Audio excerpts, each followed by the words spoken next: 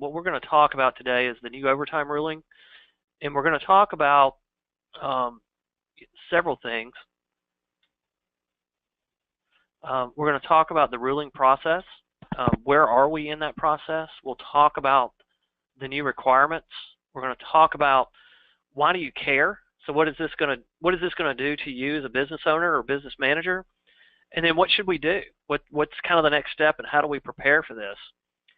And I think what we'll be able to do today is, one, give you a good overview of the topic, as well as maybe put some seeds of thought out there for you that maybe you haven't thought about, where areas that this is going to affect you. Again, I think with a fairly narrow topic, it won't be a long presentation, but I definitely think that we can give some good coverage to it.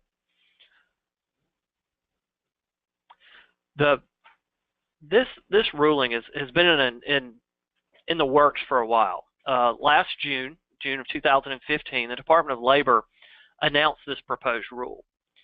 And as John said, when it's supposed to go into effect is really varied, and it's varied for different reasons. As late as November or December of 2015, the Department of Labor had been teasing us that they thought that this would go into effect in 2017. However, as we found out in March, it's going to go into effect much sooner than that, and there are some reasons for that. One is the election. Obviously, it's an election year. They don't want to do anything. The administration doesn't want to do anything that would hurt, obviously, their party's chances of being elected. So I'm sure there were some polls that were done to determine if from a popularity standpoint, how popular this was with the voters. Also, another reason, and a very important reason, is the administration really wants to push this ruling through. And so there are some procedural ways or procedural tasks or steps that this rule has to go through before it becomes final. And there's a step called, I won't get too detailed into it, but there's a step called a Congressional Review Act.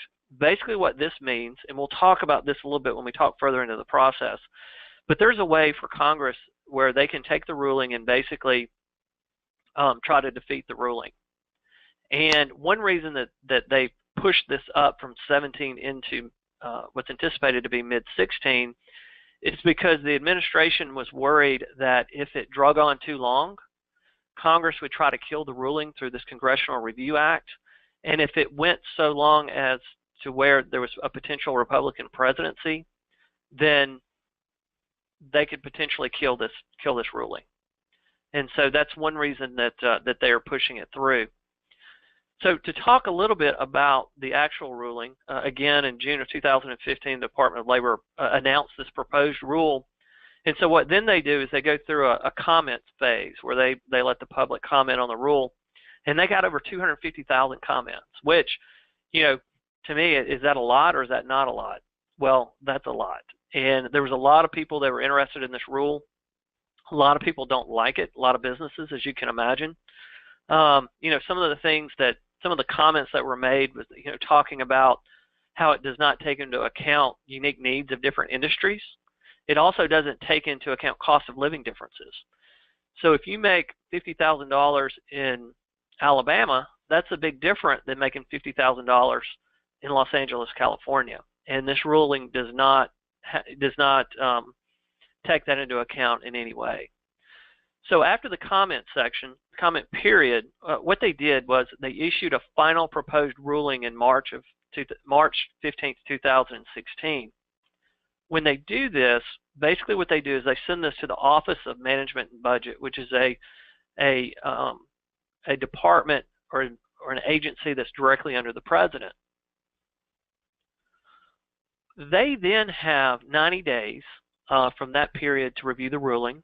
There is a 30-day extension that they can get. However, the thought is that they're going to push this through. And if you look at their website, their average review is about 53 days. Okay, so if we're trying to anticipate when this ruling may be finalized, you know, let's assume 60 days. It's kind of an average review. we're looking at like this will be finalized somewhere in May, roughly mid-May. If they go the full 90 days, you're looking somewhere in June, obviously. So, but what we know now, I'm kind of anticipating something in mid-May. Once that occurs, what happens is they send the ruling to both to the Senate and the House, as well as the GAO.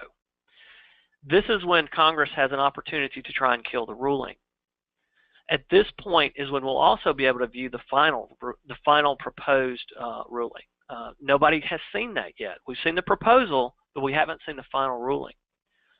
So at this point, Congress can do their thing. They have 60 days to basically try and overturn the ruling. If they do something, if they do elect to try and do that, basically, if the president does not sign off on their proposal, then basically they're going to have to override him with a 2/3 vote, and that's more than likely would not happen. Again, that's one reason they're trying to push this to where it goes into effect in 2016 versus could potentially roll into a 2017 implementation.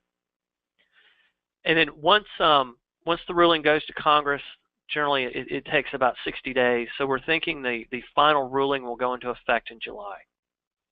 So that's kind of the time frame of when we're looking at this. So basically what I'm telling you is we don't really know. We don't know exactly when it's going to go into effect, and we don't know what the final rules are yet. But we can make some educated guesses. So now what we do know, though, is we know what the proposed ruling was. And these are the proposed rule, and these are the major changes that it's going to create. The first one, and that's the one that's got everybody abuzz, right? It's what they're going to do is there's a threshold today that if you meet certain tests and you make more than $23,600, that you can be exempt from overtime. So you can basically make them a salaried manager and not have to pay them overtime. Well, what they're looking at doing is taking that threshold, and they're going to move that, proposing to move that to $50,440. Now, so effectively, except for a few exceptions, you're looking at anybody that makes $50,440 or less than that number, you're going to have to pay them overtime. And obviously, that's a huge difference. Now, if we kind of break this down and kind of look at it from all the sides, if you think about it, one reason that this is such a hot button is if you have a one-earner home, which obviously there's not a lot of those. Today basically everybody works, but for a one-earner home, a federal poverty line is roughly it's in the for a four-person family is $24,000, and so in comparison, that threshold is very low. So you've got some people that could be living below the federal poverty line that are managers and having to work overtime. The other thing, and when you look at this, is that threshold hasn't been changed since 2004. So it's been about 12 years since it's been changed. And so that's kind of where I think the administration is coming from, and I understand that. And basically what they've done, if you look at the $50,440, if you adjust it for inflation, that is right in line with the way the threshold was in 1975, as far as it equates to the normal wages. So basically what they've done is they've gone back and they've set this into the same realm as it was in 1975. So I get that and understand what they're trying to do. Now, there's problems, right? The problems are, as business owners, and we're all business owners, we build pricing, we build staffing models, we negotiate purchasing models, all those different things based upon our costs. The problem is they're going to roll this law out or this ruling out, make us aware of the final ruling, and within 60 days it's going to go into effect. And so now what we have to do is look, and we have this whole business model, and in 60 days, if we wait that long to address it, we're going to have to figure out how to make, and we'll talk about it a little later, make up for these huge financial costs that we potentially could have. And so, I understand what they're trying to do, but the way they're doing it in the short time frame that they're giving these businesses to react to the final ruling isn't, it doesn't do us as business owners any favors whatsoever. Now, some other aspects of this bill. Another one is the increase in the exempt highly compensated employees. Effectively today, if you make $100,000 or more, again, except for a few exceptions, you don't get overtime. They're going to increase that to $122,148. So if you make $122,148, for the most part, you're not going to get overtime. That's probably not that big of an issue for most businesses anyway. Now, the third one is what they're going to do is, like I said earlier, they have not changed this threshold since 2004. So in 12 years, it hasn't changed. Well, what they're doing is they're going to add a mechanism where this level automatically goes up every year based on inflation. And so it's going to be a moving target, and it's going to continue to increase. And that's if you look at what's happened over the last several years, that's a trend that you see that this administration is doing. If you look at the Affordable Care Act, hopefully you were on some of our webinars, Penalty A and Penalty B, the different penalties associated with the Affordable Care Act, they increase every year based upon inflation. They've pegged that to an index so it will increase. Same thing with the individual mandate.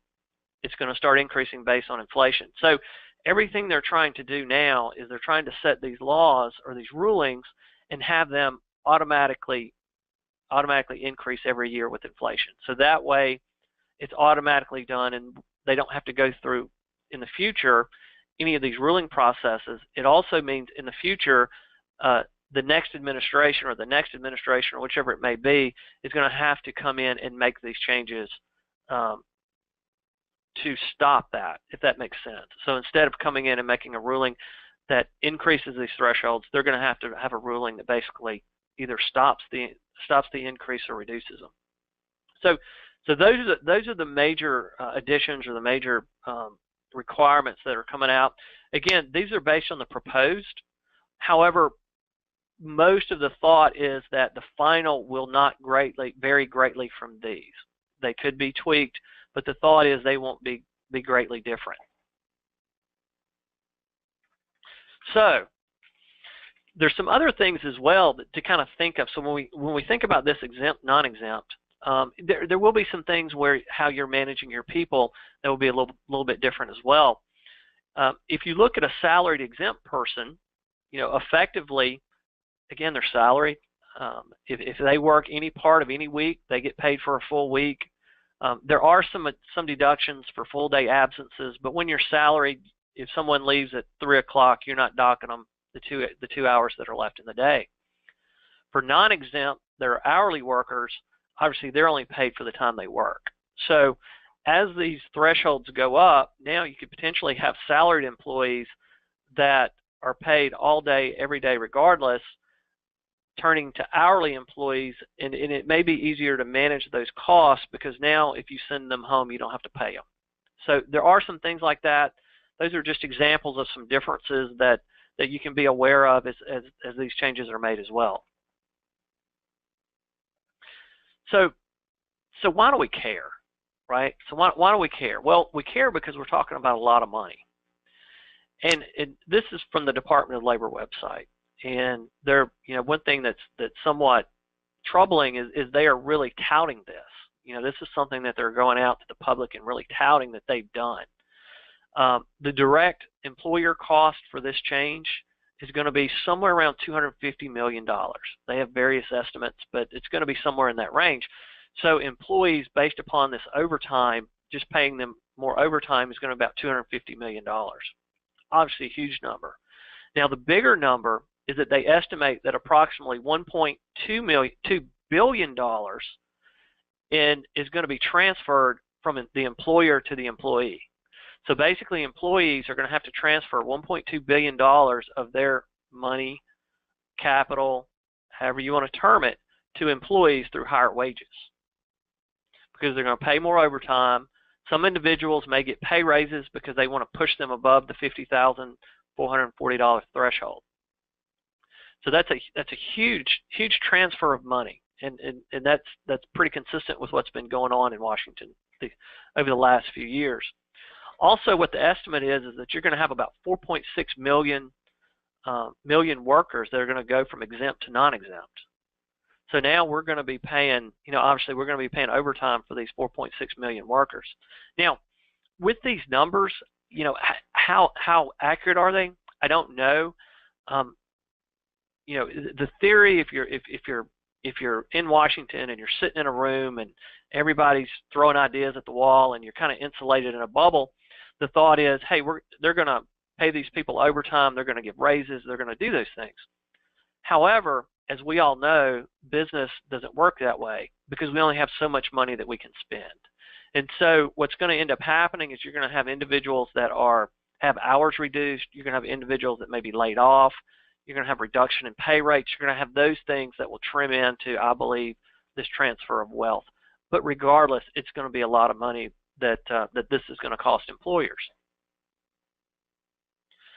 Just to give you an example, if you have an employee that's currently salaried at $31,200 a year, which basically based on a 2,080-hour year, that's $15 an hour equivalent.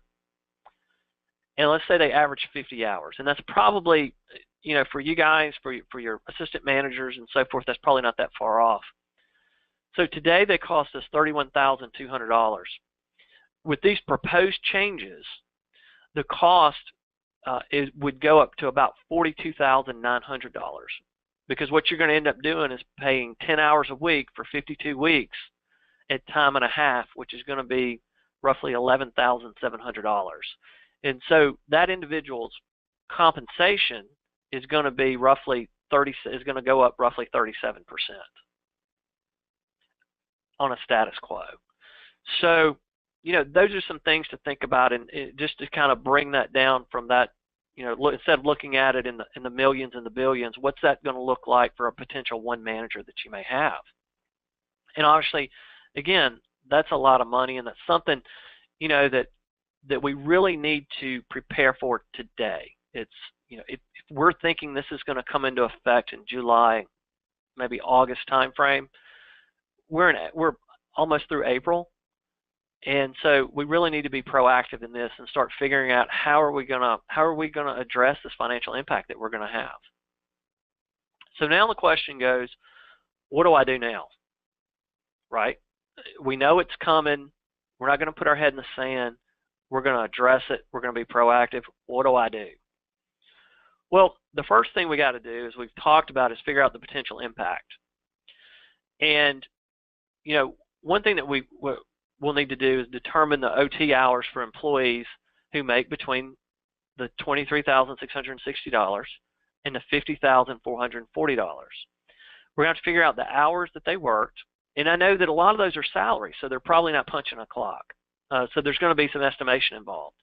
But what we'll need to do is figure out what those hours are and then figure out what's the financial impact of that if we paid those extra hours at an overtime rate. So then what that's done is that's given us our maximum exposure.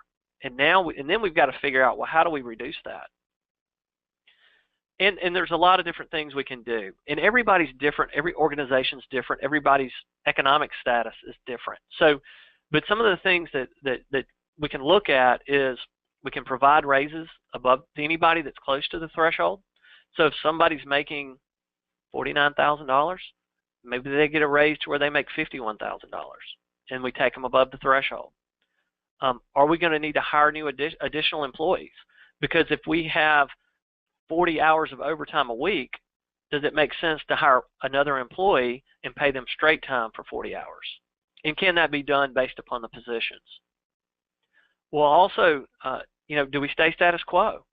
Are we, depending on how you're staffed, it may be that it's going to have a financial impact, but it's not going to be so much that it's going to matter, that it's going to hit you too hard.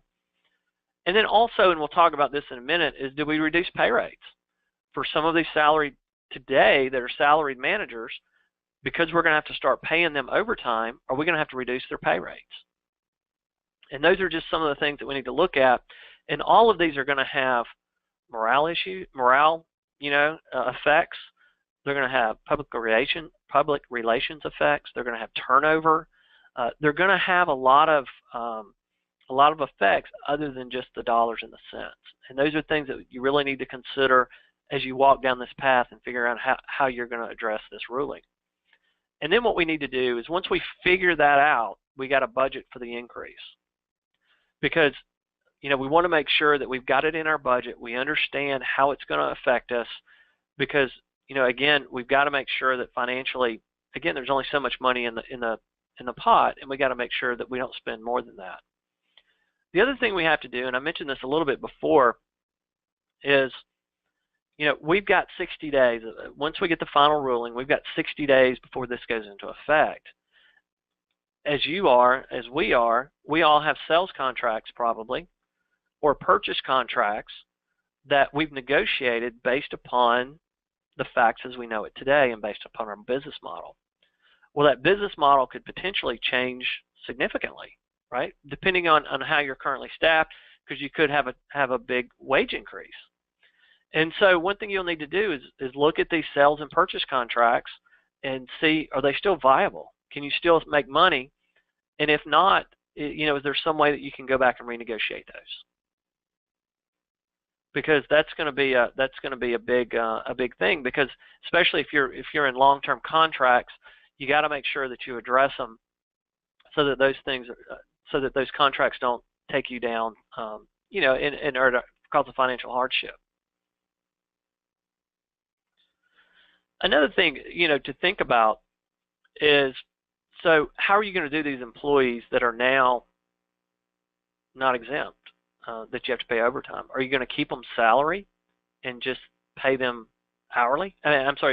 Keep them salary and pay them overtime, or are you going to change them to hourly?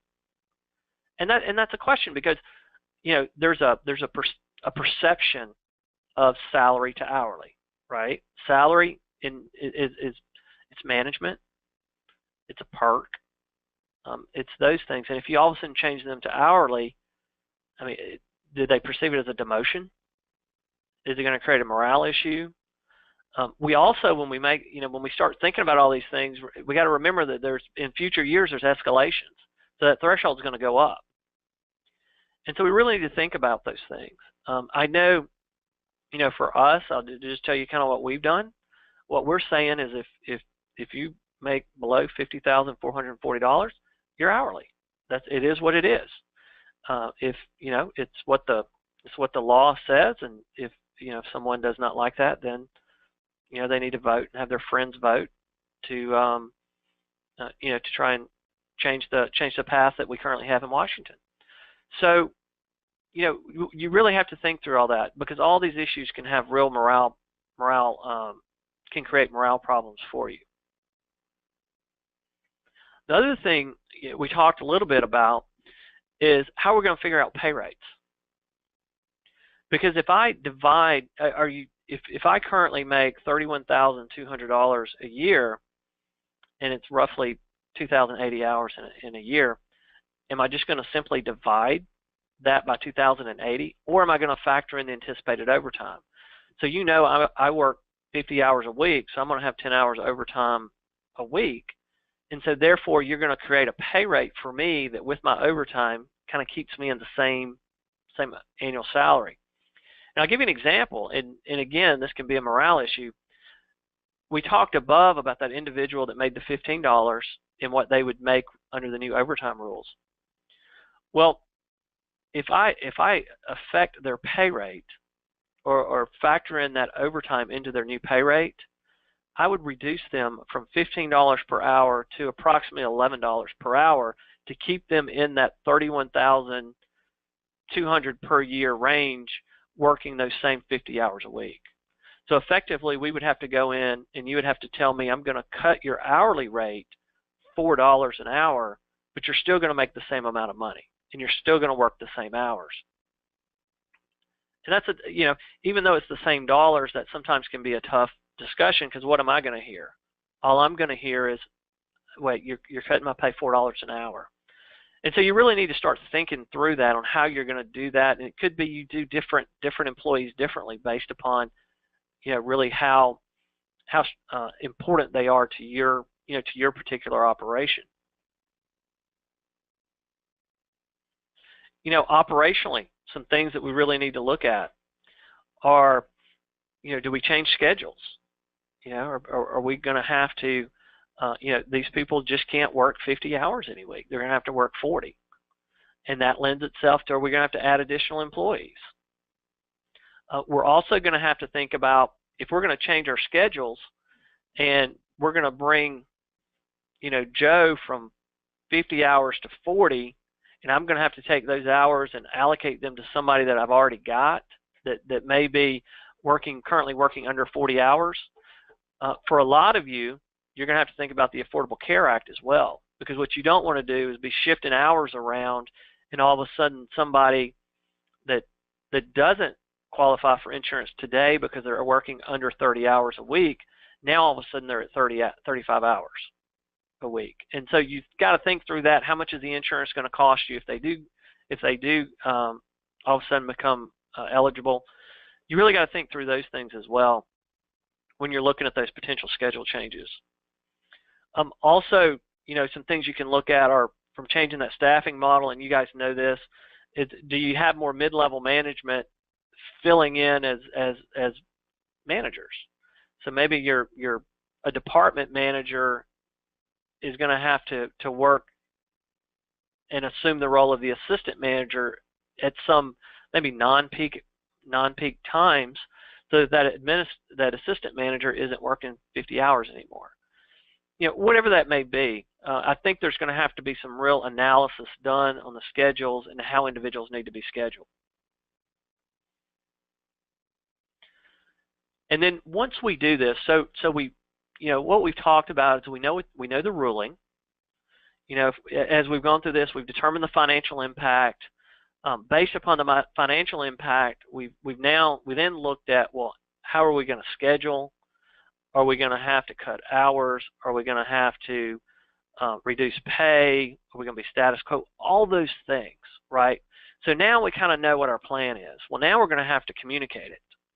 And we're going to have to make sure we communicate it well and clearly. Because that's going to be, because this is a very important. And so, you have a lot of employees, and so what are they thinking? You're going to have some that are fired up because, you know what, I'm going to start getting overtime. Well, those individuals probably don't understand the financial aspects of your business, right? Because a lot of people think that, the business, they've got 150 employees, they've got money to burn. Obviously, we all know that's not the case. So you're going to have some that are excited. You're going to have some that are anxious and scared. They kind of get the financial aspects of it, and they're smart enough to know. They start figuring out, wait a minute, we've got 15 managers that are working 50 hours a week, and we're going to have to start paying those guys overtime. Something's going to have to give because we don't have the money to do that. And so what's going to happen? Am I going to be fired? Or we're going to reduce my hours? What's going to happen? And so we really got to kind of understand that, what they're going through, and then develop a message around that. And what is that message? Is it going to be status quo? Are we going to do layoffs? Are we going to reduce hours? Are we going to reduce pay? Those things, and then get that message out so that we kind of clear up the fog to where everybody kind of knows what we're going to do. And then the question is, how do you communicate that? Because we don't want to lose employees. We don't want there to be a lot of confusion. We don't. The longer it goes and we don't address issues, obviously the bigger they get. Why? Because there's a void, and those voids are usually filled with people's imagination. And so we want to make sure that we have a good plan and we communicate that plan effectively. You can do that one-on-one. You can do that in a group. I would suggest, I know a lot of people will do it through memos and emails and those things. My suggestion is, whenever it's bad news, if it is bad news for your company, you always want to do that in person, because an email can be read in any way. A letter can be read in any way. How many times have we, have you gotten an email? It can be the same email where someone just says hello, and you can either read it, and people can read that in 4 different ways. So, I always suggest doing that in person so that you can deliver the message and deliver, and that way you dictate the tone. You dictate the tone of the message, and also you can clear up any questions that may come about. But we definitely want to make sure that we communicate that in a clear way. And again, I would not suggest just sending out an email or putting a memo at the time clock. Some other things to think about, are just cleaning up your policies. Job descriptions, generally you have a status there if it's exempt or non-exempt. Go in and just kind of clean that up for your certain positions. Same thing with handbooks. Generally, they have definitions of exempt and non-exempt employees and what those are. Make sure that you go in and clean that up and make sure that we get those definitions right. As you're doing that, that's probably, if you're going to have to do that anyway, that's probably a good time just to review those items and review your job descriptions and your handbooks overall, just to make sure that they're up to date. And that may just be a good step that you do with that, or do at that time. But I think the main thing here is be proactive. We've dealt with so many companies. I'll give you an example with the Affordable Care Act. I'm getting calls in February and March going, what do I do? February and March of 2016 going, what do I do? They never really addressed it, and they paid for that. And so, my suggestion is, it's April. We think that this thing will go into effect July, August, somewhere in that time frame, maybe September. I personally think it's going to be sometime mid-July to mid-August. So we've got some time to address it and to start doing that and be proactive, figure out how it's going to affect you, and then also start putting that plan in place to make sure that you mitigate whatever that effect is. And that's the presentation from an overtime perspective. If you have any questions, my information's on the screen, my phone number, email, feel free to reach out. Thank you.